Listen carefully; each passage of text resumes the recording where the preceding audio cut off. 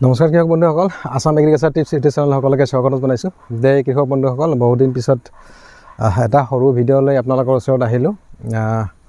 যে কৃষক বন্ধুসকল, দুই চাৰিটা কথা সৰু কথা আপোনালোকৰ লগত আলোচনা কৰাৰ কাৰণে সৰু ভিডিঅ'টো মই প্ৰস্তুত কৰিলোঁ। মূল উদ্দেশ্য হৈছে যে আপোনালোকে বহুতে কমেণ্ট কৰি থাকে যে পানীলাওৰ গছ বা পাতবোৰ হালধীয়া হৈছে, ফলবিলাক ক'লা হৈ নষ্ট হৈ যাই আছে। গতিকে এনেকুৱা হ'লে আচলতে আপোনালোকে কি কৰিব? হয়তো এজন দুজনক মই ৰিপ্লাই দিয়াটো সম্ভৱ নহয় আৰু সেই মেছেজ লিখি, গতিকে ভাবিলোঁ যে ভিডিঅ'ৰ আকাৰে কথাখিনি আপোনালোকক অৱগত কৰাওঁ। তো কৃষক বন্ধুসকল, আজিৰ ভিডিঅ'টো যদি কিবা দৰকাৰী ভিডিঅ' বুলি ভাবে আপোনালোকে ভিডিঅ'টো লাইকটো নিশ্চয় কৰিবই। আৰু কিবা কমেণ্ট থাকিলে মোৰ ফোন নম্বৰ বিচাৰিব। হয়তো আপোনালোকে যদি ডিটেইলছ জানিব বিচাৰে ফোন নম্বৰ বিচাৰিব, মই ফোন নম্বৰ দি দিম আৰু মোৰ লগত ফোনত কথা পাতি যিকোনো সমস্যাৰ খেতিসন্ধিৰ সমস্যাৰ সমাধান আপোনালোকে উলিয়াই ল'ব পাৰিব। আৰু কৃষক বন্ধুসকল, এটা অনুৰোধ, আপোনালোকে মোক কিন্তু ৰাতিহে ফোন কৰিব। প্ৰথমতে 7টাৰ পিছতহে ফোন কৰিব। 7টাৰ আগত যদি ফোন কৰে হয়তো মই ৰিচিভ কৰিব নোৱাৰিব পাৰোঁ, যিহেতু মই ব্যস্ত থাকোঁ। গতিকে আপোনালোকৰ যদি কিবা কথা থাকে আপোনালোকে মোক ৰাতি 7টাৰ পিছত আপোনালোকে ফোন কৰিব। আৰু কৃষক বন্ধুসকল, আৰু এটা বস্তু মই ভাবিছোঁ যে সেই আপোনালোকে কমেণ্ট কৰিব আৰু মই ৰিপ্লাই দিম, সেইবিলাকত বহুত সময় লাগে। তে মই ভাবিছিলোঁ যে মই সপ্তাহত এদিন লাইভ আহিম আৰু লাইভত আপোনালোকে জইন কৰি কি আপোনালোকৰ সমস্যা আছে সেইবিলাক আপোনালোকে মোক সুধিব পাৰিব আৰু মই সেইমতে ৰিপ্লাই দি দিম। গতিকে তেনেকৈ হয়তো বহুত মোৰ ছাবস্ক্ৰাইবাৰ মই ৰিপ্লাই দিব পাৰিম বুলি মই ভাবিছোঁ। আৰু কেতিয়াৰ পৰা মই লাইভ আহিম সেইখিনি কথা মই আপোনালোকক অৱগত কৰাম। তো কৃষক বন্ধুসকল, মই লাইভ অহাটো ঠিক হ'বনে নাই আপোনালোকে কমেণ্টত জনাবচোন। তাৰমানে লাইভ আহিলে এটা বস্তু হ'ব যে যেতিয়া মই লাইভ আহিম আপোনালোকেও যদি মোৰ ভিডিঅ'ত জইন কৰে, আপোনালোকৰ কিবা প্ৰশ্ন থাকিলে আপোনালোকে প্ৰশ্ন কৰিব পাৰিব আৰু সেইটো মই সোনকালে বা ভালদৰে মই ৰিপ্লাই দিব পাৰিম। তো কৃষক বন্ধুসকল, আহক ইয়াতে মোৰ ঘৰৰ ওচৰতে এবিঘা মাটিত পানীলাও খেতি কৰিছে আৰু মোৰ তত্ত্বাৱধানতহে কৰিছে, মোৰ দিহা পৰামৰ্শ লৈ কৰি আছে। আৰু কেনেকুৱা ফল লাগিছে মই এবাৰ দেখুৱাই লওঁ আৰু বেমাৰ কি লাগিব পাৰে সেই পানীলাওত এইখিনি সময়ত, গতিকে সেই সন্দৰ্ভত আলোচনা কৰোঁ। তে আহক মই বেক কেমেৰাৰে মই আপোনালোকক খেতিডৰা দেখুৱাই আছোঁ। তো কৃষক বন্ধুসকল, চাওক, এইবিলাক হৈছে পানীলাওৰ খেতি। এইডৰা এবিঘা মাটিত কৰিছে আৰু ইয়াতে দুটা প্ৰজাতিৰ পানীলাও লগাইছে। এইবিলাক এটা যদি চাই সেইটো অলপ দীঘলীয়া, আৰু এটা কৰিছে সেই পাণ কোম্পানীৰ, সেইটো ভাল, বেয়া নহয়। এইবিলাক এনেকৈ বৰ্তমান ফল লগা ষ্টাৰ্ট হৈছে। তো কৃষক বন্ধুসকল, মই আপোনালোকক এটা দেখুৱাই দিওঁ ফল। এইটো চাওক, এইটো আপোনালোকে কিহৰ কাৰণে হৈছে বুলি ভাবে? ইয়াতে তেনেকুৱা কোনো পোক চোক লগা নাই, কিন্তু কি হৈছে এই তলৰ ফালটো ইমান মোটা হৈছে আৰু এইটো একেবাৰে ক্ষীণ।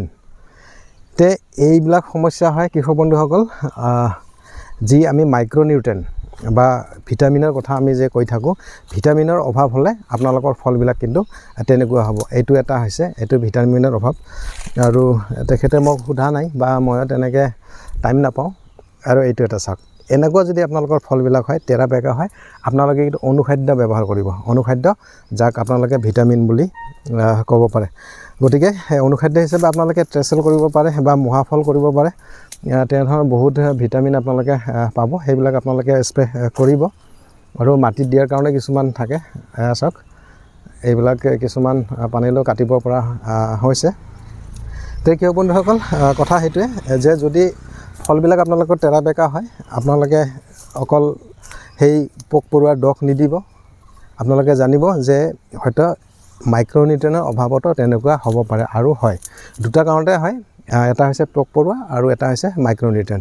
মাইক্ৰ'নিউট্ৰেনৰ ফলত কিন্তু আপোনালোকৰ ফলবিলাক এনেকুৱা হ'ব পাৰে। এইটো এটা মই দেখুৱাইছোঁ ফল, এইটো চাওক, এইটো ফল বহুত ধুনীয়া আছে, এইবিলাক বহুত ধুনীয়া আছে।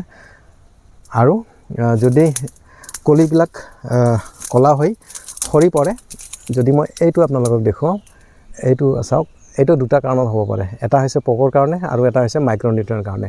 কিন্তু মই ভাবোঁ ইয়াতে তেনেকুৱা পোক লগা নাই। এনেকুৱা যদি ভিটামিনৰ অভাৱ হয়, ফলবিলাক কিন্তু এনেকুৱা ক'লা পৰি যাব। গতিকে এনেকুৱা যদি হয়, আপোনালোকে কি কৰিব, মাইক্ৰ'নিউট্ৰেন আৰু লগতে ভেঁকুৰনাশক, ভেঁকুৰনাশক আপোনালোকে টাটা মাষ্টাৰ বা ৰেডমিল গ'ল্ড এইবিলাক স্প্ৰে কৰিব পাৰে। তেতিয়া হয়তো ভেঁকুৰজনিত কাৰণত যিবিলাক সমস্যা হয় সেইবিলাক নোহোৱা হ'ব। আৰু যদি মাইক্ৰ'নিউট্ৰিয়েণ্ট স্প্ৰে কৰে তাৰ ফলত কি হ'ব, ফলবিলাক তেৰা বেকা নহ'ব আৰু যিকেইটা ফল হ'ব একেবাৰে ধুনীয়া চিকচিকীয়া আৰু একেবাৰে চলিড চাইজৰ হ'ব। এইটো ফল চাইছে, এইটো মাইক্ৰ'নিউট্ৰিয়েণ্টৰ অভাৱত হৈছে। আৰু সেইটো হ'ল কৃষক বন্ধুসকল ভিটামিনৰ কথা। আৰু এইবিলাক চাওক, এই পাতবিলাক যদি এনেকুৱা আপোনালোকৰ হয়, ইয়াতে চাওক মই গছৰ পাতবিলাক যদি দেখুৱাওঁ, এনেকুৱা হ'লে কি কৰিব আপোনালোকে ভেঁকুৰনাশক স্প্ৰে কৰিব। আৰু চবতকৈ ভাল এটা যদি ভেঁকুৰনাশক বুলি কোৱা যায় সেইটো হৈছে এমিষ্টাৰ টপ। এই পানীলাওৰ কাৰণে চিনজেণ্টা কোম্পানীৰ এমিষ্টাৰ টপ আপোনালোকে প্ৰতি লিটাৰ পানীত যদি 1 ml মিহলাই আপোনালোকে স্প্ৰে কৰে ধুনীয়া ৰিজাল্ট আপোনালোকে পাবলৈ সক্ষম হ'ব। তে কৃষক বন্ধুসকল মূল কথা হৈছে তিনিটাই, যে যদি আপোনালোকৰ পানীলাওৰ গছ হালধীয়া হয়, পাতবিলাক হালধীয়া হয়, আপোনালোকে ভেঁকুৰনাশক স্প্ৰে কৰিব। ভেঁকুৰনাশক হিচাপে আপোনালোকে টাটা মাষ্টাৰ ৰেডমিল গ'ল্ড বা আপোনালোকে যদি ভাল ভেঁকুৰনাশক আপোনালোকে ব্যৱহাৰ কৰিব বিচাৰে আপোনালোকে এমিষ্টাৰ টপ কৰিব, চিনজেণ্টা কোম্পানীৰ এমিষ্টাৰ টপ। সেইটো হ'ল ভেঁকুৰনাশকৰ কথা। দ্বিতীয় হৈছে আৰু এটা সমস্যা হয় যে এই যেতিয়া এই ফলবিলাক এনেকুৱা হয়, ইয়াতে কিন্তু এটা পোক লাগে, লেদা পোক। তাৰমানে ইয়াতে লাগি সেই ওপৰৰ যোনটো চামনি থাকে, চামনিটো খাই দিয়ে।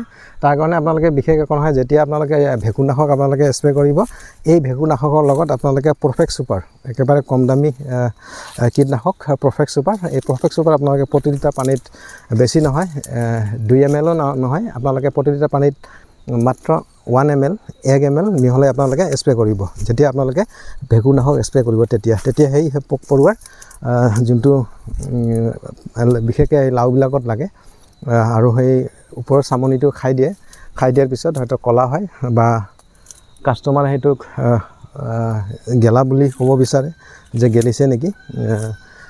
তে আপোনালোকে কীটনাশক তেনেকুৱা সেইটো ব্যৱহাৰ কৰিব। আৰু মাইক্ৰ'নিউট্ৰিয়েণ্ট আপোনালোকে ব্যৱহাৰ কৰক। আপোনালোকে মহাফল কৰিব পাৰে, বায়'ভিটা X কৰিব পাৰে, বা আপোনালোকে কম দামী যোনটো মাইক্ৰ'নিউট্ৰিয়েণ্ট সেইটো হৈছে ট্ৰেচেল। সেইটো প্ৰতি লিটাৰ পানীত 2 পৰা 3 গ্ৰাম মিহলাই আপোনালোকে স্প্ৰে কৰি লওঁ। এই মাইক্ৰ'নিউট্ৰিয়েণ্টৰ যোনটো অভাৱ, ফল তেৰা বেকা হোৱাৰ যোনটো সমস্যা, সেই সমস্যাটো নোহোৱা হ'ব। তে কৃষক বন্ধুসকল আজিৰ ভিডিঅ'ৰ বিষয়বস্তু এইখিনিয়ে আছিলে। বেলেগ একো নাই, যে আপোনালোকে সেই পানীলাওৰ চাইজ কেনেকৈ ঠিক কৰিব বা বেমাৰ লাগিলে কি ভেঁকুৰনাশক আপোনালোকে স্প্ৰে কৰিব, সেইবিলাক আপোনালোকে কৰিলে হ'ল। তে কৃষক বন্ধুসকল আজি বিশেষ একো নাই। গতিকে মই অলপ আগতে যোনটো কথা মই আপোনালোকক ক'লোঁ যে মই সপ্তাহত এদিন লাইভ আহিম, গতিকে লাইভ অহাটো ঠিক হ'বনে নাই বা আপোনালোকে বিচাৰেনে নাই, যদি বিচাৰে আপোনালোকে কমেণ্ট কৰিব। তে কৃষক বন্ধুসকল আজিলৈ ভিডিঅ'টো ইমানে, ধন্যবাদ।